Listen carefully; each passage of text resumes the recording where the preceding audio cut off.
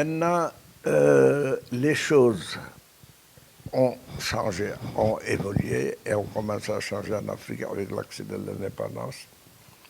À la création, après la Deuxième Guerre mondiale, du système des Nations Unies.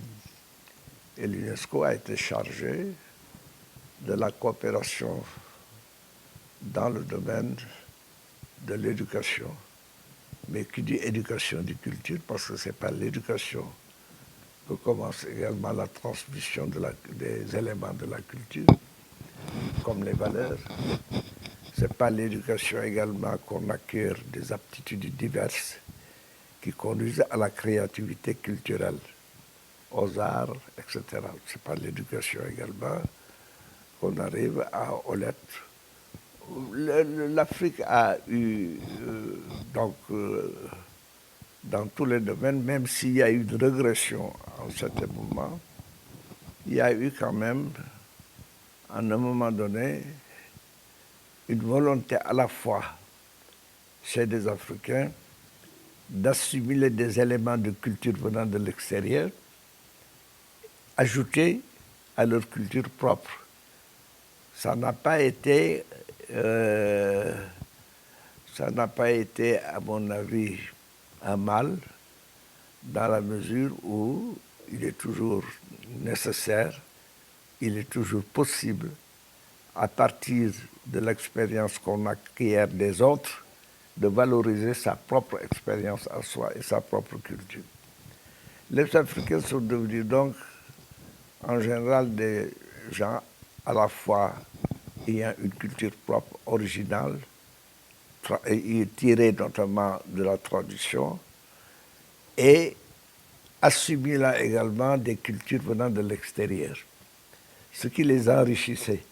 Tandis que les gens de l'extérieur qui venaient en Afrique venaient avec leur propre culture et voulaient imposer aux Africains leur culture à eux, mais ne s'efforçaient pas de mieux connaître, sauf quelques rares spécialistes qui se sont mis à étudier les éléments des cultures africaines, à faire des publications, même si c'est éléments des cultures, ou à créer des musées en y exposant des créations culturelles africaines.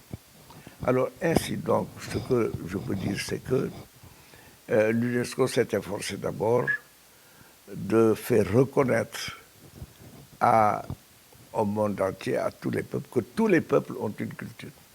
Qu'il n'y a pas de peuple sans culture, parce que sa culture est le fondement de la vie même spirituelle, de la vie sociale des différents peuples. Merci infiniment. Tonton, je pense qu'il y a énormément d'éléments sur lesquels nous pouvons réfléchir par rapport à la situation de l'Afrique et à ses leviers pour construire l'Afrique que nous voulons. Mais j'ai essayé de discuter avec des collègues de l'UNESCO en leur demandant, mais comment pouvez-vous expliquer que ce soit les mêmes États membres qui ont adopté la décennie du développement culturel à l'UNESCO et aux Nations Unies, qui se retrouvent aux Nations Unies pour les ODD et qui ignorent ou qui occultent en fait cet élément essentiel pour le développement durable, puisque les ODD c'est pour le développement durable. Et donc si on considère que l'élément culture est essentiel pour un développement réellement durable, comment se fait-il que ces mêmes États membres aient laissé occulter par les ODD ce volet-là de la culture? Et une des réponses que j'ai eues, c'était de dire, certainement cela prouve la marginalisation de l'UNESCO depuis le départ d'au moins 2 directeurs généraux qui étaient très actifs, le professeur Amadou Martarbo et le professeur Mayor. Alors je ne sais pas ce que cette réflexion vous inspire, mais moi, en tant qu'ancienne de l'UNESCO, ayant vu effectivement au moins 3 directeurs généraux passer, je serais tout à fait d'accord avec cette constatation. Écoutez, moi je crois que les peuples n'ont généralement que ce qu'ils méritent. si l'UNESCO ne donne plus, je ne sais pas, d'accord, mais je dis si ce que vous dites est avéré, c'est-à-dire que si l'UNESCO ne peut plus jouer dans le cadre du système des Nations Unies, son rôle, qui est celui d'enrichir, ou en tout cas, qui est de prendre des initiatives dans la coopération culturelle internationale, dans la culturelle dans le domaine de l'éducation, de la science, etc., la responsabilité incombe plus aux États membres qu'il n'incombe aux directeurs généraux eux-mêmes. Parce que les directeurs généraux ne font que susciter l'élaboration de programmes, les exécuter. Si les États membres eux-mêmes ne prennent pas les initiatives nécessaires, les programmes ne sont plus ce qu'ils devraient être. Et ces programmes, il faut relire l'acte constitutif de l'UNESCO pour voir l'importance que représente pour les créateurs de l'UNESCO, l'importance que représentait la coopération culturelle, la connaissance mutuelle d'abord des cultures, parce que c'est la base de la compréhension mutuelle des peuples. Vous ne pouvez pas comprendre le peuple si vous ne connaissez pas sa culture. Et vous ne pouvez pas connaître la culture d'un peuple si vous ne vous y intéressez pas. Je le répète encore, la culture étant à la fois toute l'expérience accumulée par un peuple, que ce soit les valeurs, les créations matérielles, le patrimoine que vous avez évoqué tout à l'heure. Et j'ai toujours considéré pour ma part qu'il y avait, si on veut vraiment assurer une compréhension mutuelle profonde entre les peuples, il faut qu'on fasse en sorte que les peuples se connaissent mutuellement, et les peuples ne peuvent pas se connaître mutuellement qu'à travers, fondamentalement, à travers l'éducation évidemment, mais l'éducation ne transmet que le produit de la culture, qu'à travers donc la connaissance des valeurs mutuelles qui existent dans les différentes cultures.